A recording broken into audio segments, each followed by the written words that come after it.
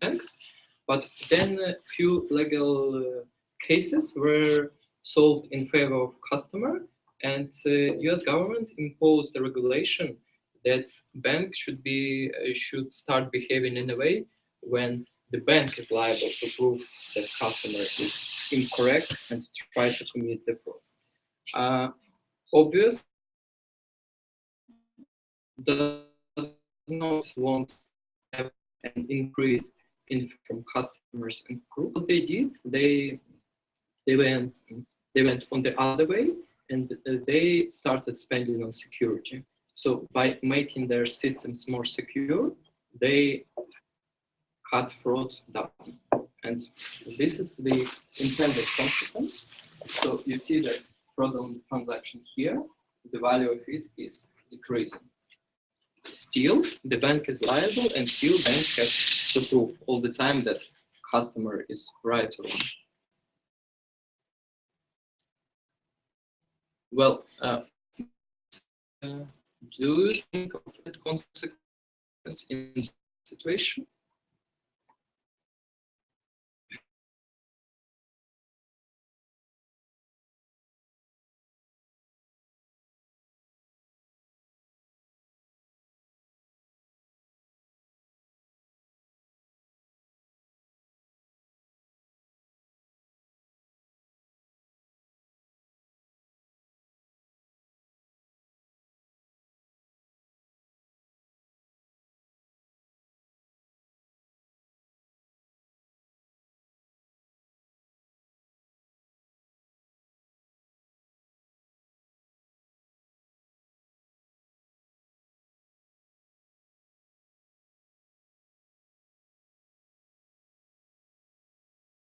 So that was the case, but over the time,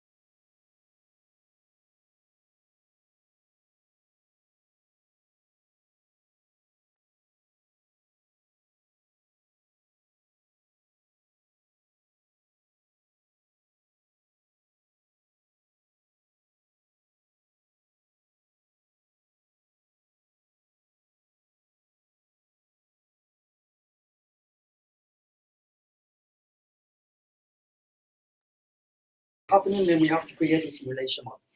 This is what you saw so far. We are simplified versions just to communicate. If you want to simulate them, you need more variables. And here you have the process. You have dormant vulnerabilities in the ATMs, so they are not yet known. They are discovered, and then they are active, and they can be exploited. So what the banks can do is be reactive and fix vulnerabilities when they appear, and they can be proactive and try to prevent them from occurring or remove them. In this model, we have both the European and US case. We have a control variable here, the burden of proof of customers or back. Depending on the value that we give it, you get either a simulation for European or for the US case. By colors, we denoted that arrows with blue color, they have more influence in European case, and arrows with red color, more influence in red case. And you also can see there is different grade of boldness. So these long bold arrows, they represent unintended consequence, and these small arrows, they represent intended consequence. So it's not actually as difficult as it looks from the first This is glance. the graphical expression of the model, and there are equations behind that.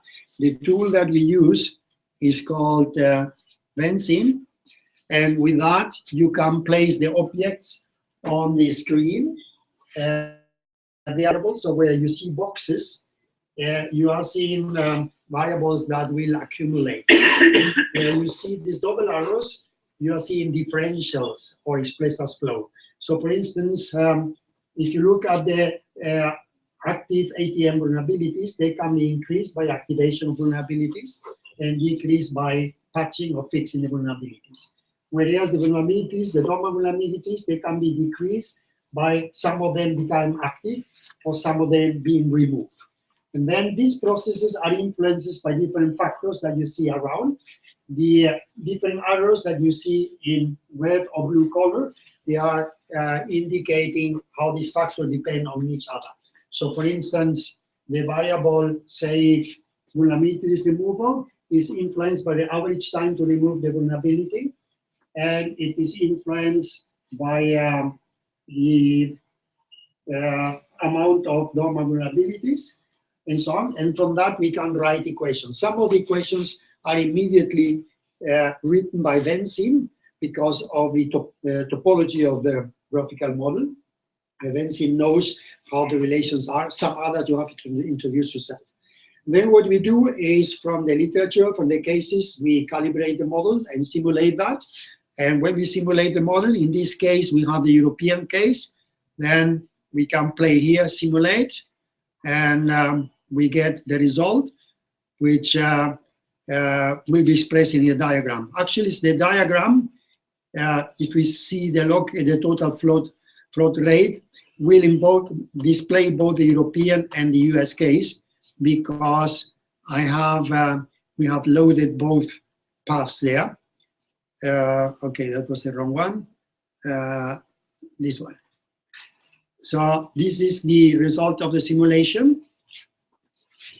This is the amount of fraud that occurred in European banks over time. This is the amount of fraud that occurred in the US banks over time. What we don't have is the cost, because it's not only that the fraud occurred much more fraud in European banks, but it was also much more costly. Here we have only plotting the amount of fraud. This is the input, or this is the input for the model? No, that's the result. That's the result. The model is simulating. And what about, yeah. So, but you know the vulnerabilities in the system? You know the data? We have some data as to what happened. It is not so much that is known about the time series, but we have some qualitative indications as to the epidemics of fraud in both cases and when they happen. So actually, our posture will be the following. Given that the idea of putting liability on the customer, which at first sight seems that it's very good for the bank, because you have a cheap way of handling the situation of fraud. But it turns out it is not cheap, it is more expensive. So one of the issues is, how do we prevent the fact that so many security solutions are bad because of the wrong incentives? And there are discussions by legal means and so on. But what we try to show is actually you are shooting yourself in your foot if you opt for placing the liability on others. First, you do save money because you don't spend on security. But in the end, you are punished. So it would be in the interest of the parties who have to defend security, not only to think about the immediate effects, saving money by passing the liability to others, but think about the ultimate consequences, long-term consequences.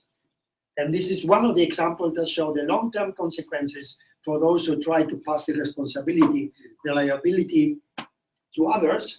They are bad for yourself. That's why we say this is a boomerang effect. And now Konstantin will proceed by showing you several other examples that go in the same line. Those who try to pass the liability or responsibility for security to other parties, they will in the end lose. There is a question. Yeah, Yes. a very short question. This is a very interesting approach, but have you also a case, the ground truth case, where you can say that this model corresponds to the reality? In this case, it does correspond to the reality to the extent that we have data. We don't have so exact numerical data, but we do have data that shows that there was an epidemic of fraud in Europe that was massive, and that the American banks have much less fraud and much less cost of the fraud. For the time being, the only thing we are lacking is the behavior of data over time. Like here we have a simulation for 24 months, and what was possible to achieve for this moment is to get data for, let's say, 3 or 4 different months, but not the complete time series for 24. So even if this case was documented by Ross Anderson as early as 1990 in a paper which has the title "Why Crypto Programs Fail," we have look for time series, more exact time series, so that we could have a more quantitative approach, but we don't have it. But we do have, as I said, documentation that there was a fraud epidemic in Europe in the banks that forced the bank ultimately to spend much more on security, and they had much more fraud than the American case, where they couldn't pass the liability to others. So inspired by this situation, I started also looking for some similar situations in history. For the time being, I found 8, but I will show you the most interesting one. So this is a relatively recent case with this governmental organization in US. And what happened, there was a very severe data breach, and more than 22 million records of people were leaked. And these records were very comprehensive. They contained a lot of personal information. And if one record was linked, that means also that in that record there were links to family, some relatives, etc. So the figure how many people were affected might be much more than this 22 million. And so what happened actually? Over the last 15 years, this organization have not encountered any severe incidents in terms of information security. And as we've seen on many scenarios, they decided that we don't need any centralized approach to IT. We don't need to spend money on that, especially on information security. We will just leave IT as it is and allow local departments govern their IT on their own, customize as they want. And of course, the immediate effect of that was that it increased the usability of all the systems that these departments were using, because they were no more having any constraints in terms of security or some regulations how to use IT. And this is an intended consequence pictured here by throughput. This variable will mean that capability to conduct direct business needs increased for these departments. And of course, it created more and more stimuli to abandon idea of centralized approach and just proceed the way it is. So our usual question for today, do you think of any unintended consequence in this scenario? No? I'm sure they are, but we have to proceed, so okay. So this is actually unintended consequence. Of course, security was getting worse and worse, and by this variable here, we denote that risk calculated as usual, like multiplication of likelihood and possible effect, was increasing while security was decreasing. And of course, bad security in the end was influencing possibility to conduct direct business needs, so that throughput was decreasing. And for this situation, we wanted to show you a solution, because solution was found. So, of course, they decided to make more strict approach to IT. They came back to centralized management, and by that, from the archetype, you can verify that security was getting better, and via getting better security, the throughput was also increasing. So that organization was on their You see again is a short-sighted way of looking at security. The unintended consequences appearing and then reactively trying to fix the problem, which is typical thing. I think in the next cases, just make it very quick because we have only 10 minutes left. Okay, the other case, also historical, was that internet service providers in the United States had no clear incentive to invest into security. They said that that's a customer problem. And if they have some spare money to invest, they invested just in making more broadband connection, acquiring more customers, etc. So again, indirect business needs. And unintended consequence here, you can see two unintended consequence feedback loops going. So it's all about that customer became it was impossible for the customer to conduct its direct need. For example, because flood of spam occurred, and it was influencing directly the capacity of internet service provider, because now it has less broad bandwidth, and also customers started calling to internet service provider, and in that situation it was discovered that it was quite costly to handle all these calls and to remove all the problems. So again, capacity in the end was decreasing. And solution for that problem was that at the same time with investing in direct business needs, internet service providers started investing proportionally into security resources. Okay, so now a few words why we do that and why we became interested. It was discovered that the budget that you will spend in the future for fixing the problems in your design will equal just 0.5% of the budget that you might have spent on simulation.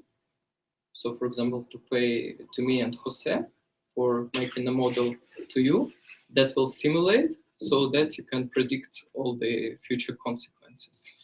And with my master thesis, we target educational issues so that we can show the students well, why is it favorable to have a proactive approach, but also for industry, it would be extremely beneficial to understand why they should invest in security. Let me explain a little bit what is meant by this. There is indeed an empirical record of how beneficial it is to model some problems in advance in system dynamics, and this has been particularly studied in connection with complex projects management, where complex projects have a tendency to become delayed and to become much more costly than anticipated. And it has been discovered by using simulations of the problems in advance or using them to monitor that you have a return on investment of 1 to 200. So actually this figure is not about information security, but that's for an area where we have had a very wide use of simulation models to analyze complex problems. For any business, this 0.5%? It is for the question of using simulation models for project management. And it has been used in software, in construction processes, and so on and so on. There is a very long record since the 50s of using simulation models, even in court, where there has been litigation. And I was once involved in this case. Some years ago, Statoil and Tractable had litigation as to who was responsible for the big delays in a plant in northern Norway. Tractable was making a plant for liquefying gas, and they were very delayed, and the whole project costed something like 5 or 6 billion crowns more than anticipated. And Tractable said it's Statoil's who caused that because they changed the specifications. And Statoil say, no, we only made a few changes. You cannot, with that excuse, such big delays in costs. But the fact is, if you change the specifications after a project has begun, then you are throwing a wrench in that, and it has secondary, tertiary, quarterly consequences that indeed accumulate. And then I called with the Tractable in Belgium, and they immediately put me in contact with the attorneys, with the group that were defending them, and I was part of the group that in the end forced Statoil actually to accept the claim from Tractable. And this has been used in many, many, many cases. For instance, also when the channel was constructed, there was very huge delays and overrun of costs, and such models were used in court. And all the times when you use these models, you can have a much clearer picture of responsibility. And all the time it turns out that changes in the specification can have tremendous consequences, even if they seem to be small. Okay, so this is my research questions for master thesis, but we already discussed them in some or another way, so I don't stop at them.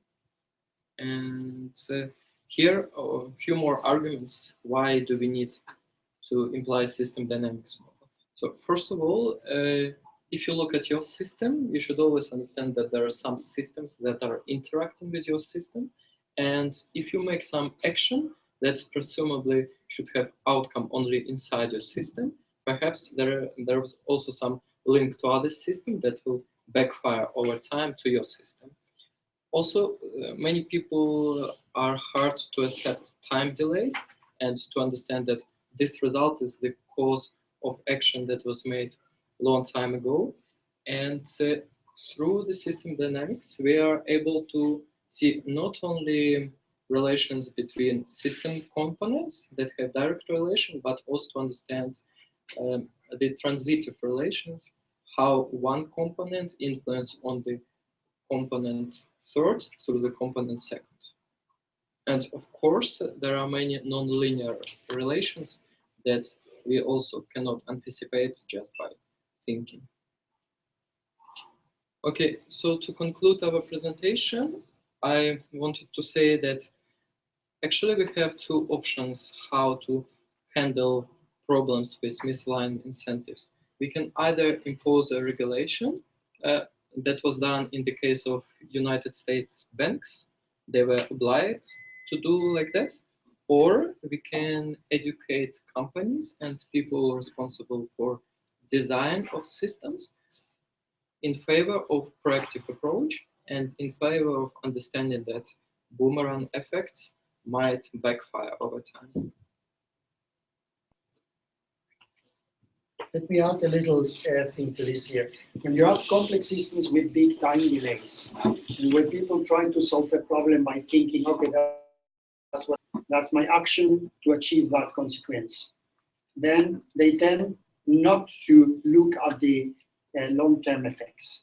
So for instance, when the city of Mexico, that has one of the greatest pollutions in the world, people were dying because pollution is so, they introduced in the ending in the 80s, they introduced the program Hoy no circula. Today, you don't drive. And what they did is, on Mondays, say red cars were not allowed to drive.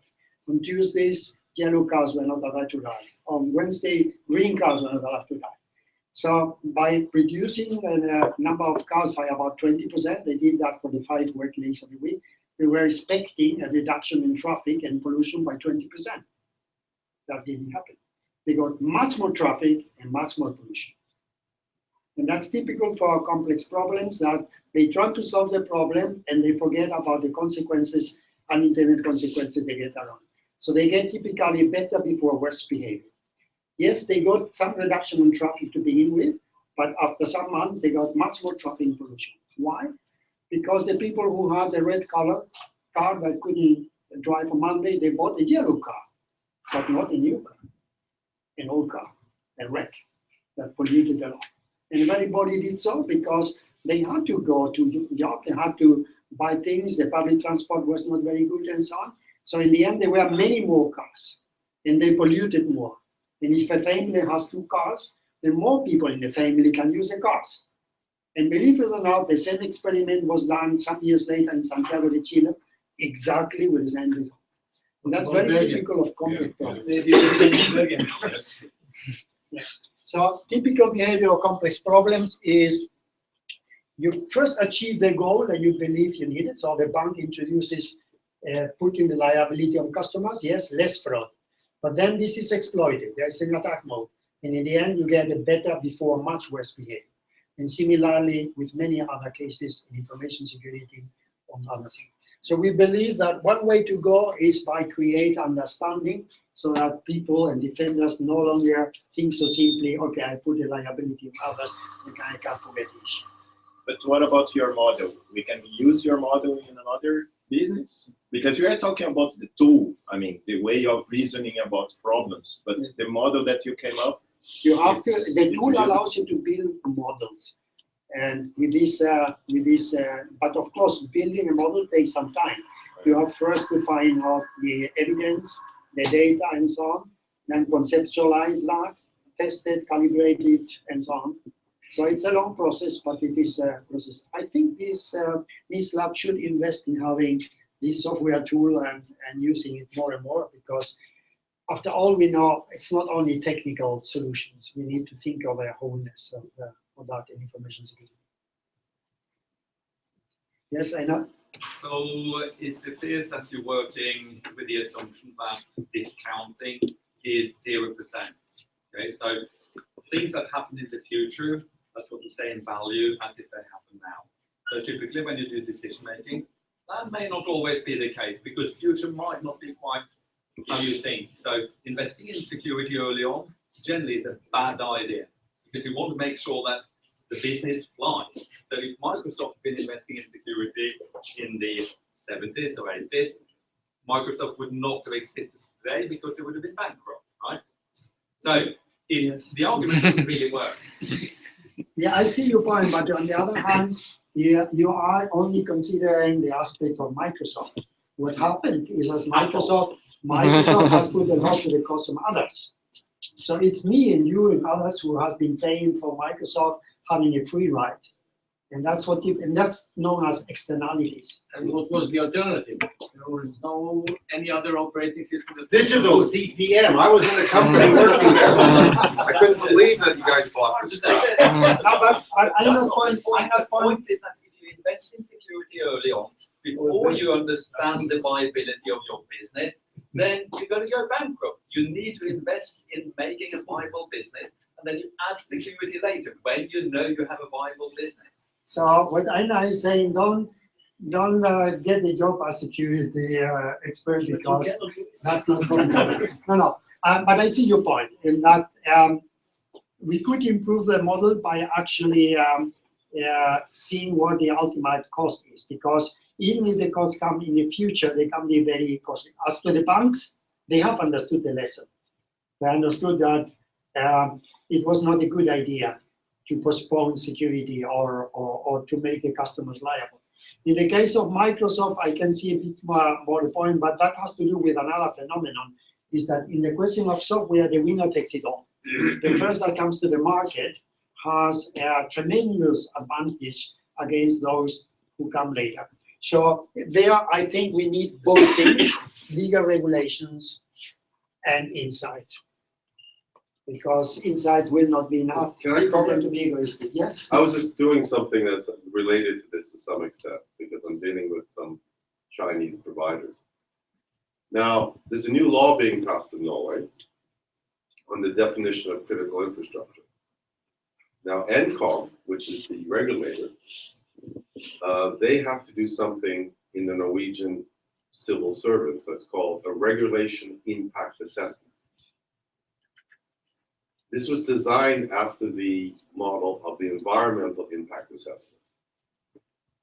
So they're supposed to do this. And it's quite interesting to see how that works in terms of regulations and how they used to have to do, if you're going to introduce a new product, you would have to do an environmental impact assessment. And that's what we're trying to propose here. If they're going to introduce a new security regulation, NCOM has to do, when they do this, I've seen two of them, they have to do a regulation impact assessment. So the same way we can learn maybe from the environmental sector, how they develop environmental impact assessments can be used to say system security impact assessments. So before you're allowed to connect something, you have to do a system security impact assessment similar to environment impact assessment. When I was at Telia for 20 years ago, we did that. I can show you some of the work we did 20 years ago. It didn't work, no. Telenor is bigger than Telia. As that side is saying, Telenor is bigger than Telia, so it sort of supports your thing. But we used to have to do that, do a security impact assessment, and show it to the government. Yes.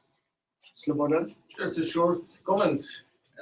I agree very much with Einar, and the experience is that big project of today, they are not complete before the building starts. So if you project a bridge, you don't usually care about the color of the fence and that it will be at the end. You can start building, and then in between you decide whether it will be blue or orange or whatever. So all the details of the whole construction, of the whole object, whatever it is, a security project or whatever, you don't know them in advance. So maybe your model has to be updated in the sense that it takes into account these things. And one of the things that this holds for is actually security. And Einar is completely right, because security is actually expensive. And a company that enters the market, they cannot afford that.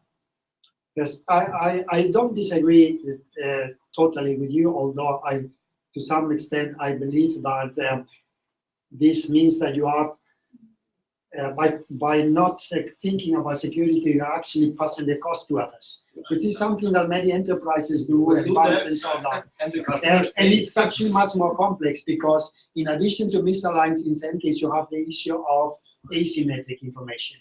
The customers don't care as much about security because they don't know enough about security. And there is some famous work done by Akerlof and so on that gave him ultimately the Nobel Prize in economics.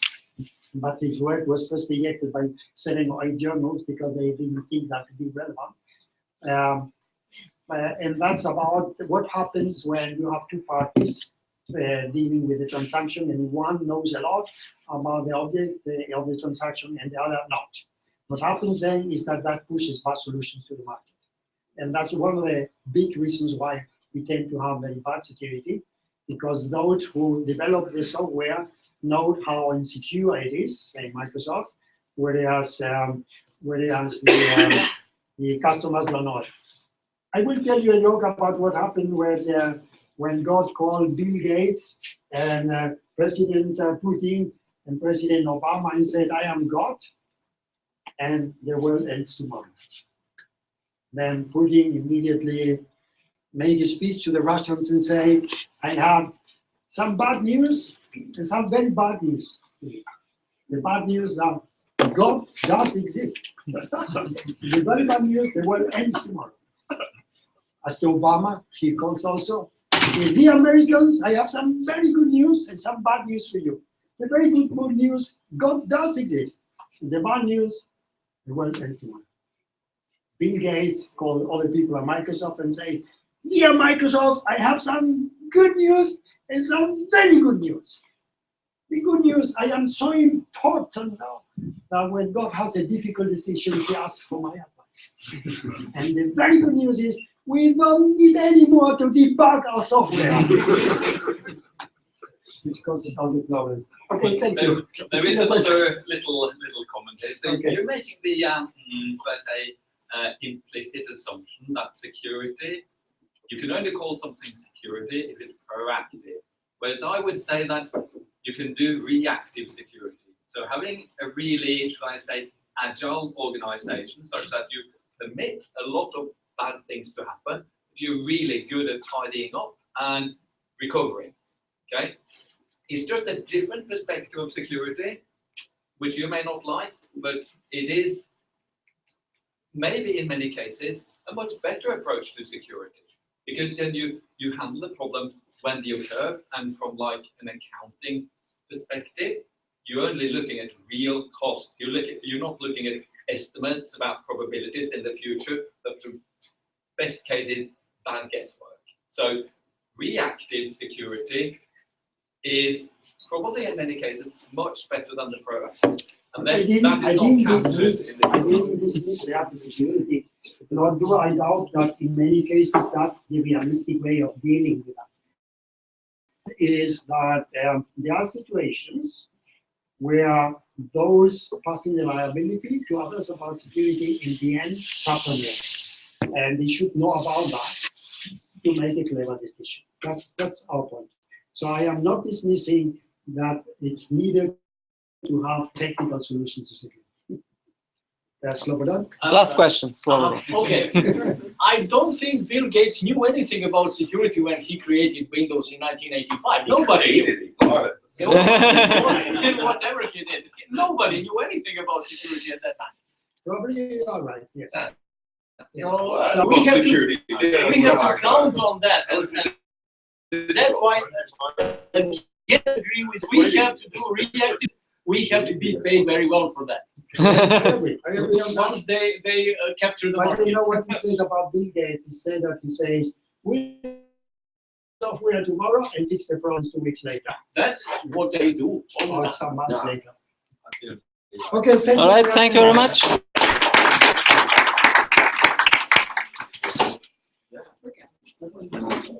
Okay.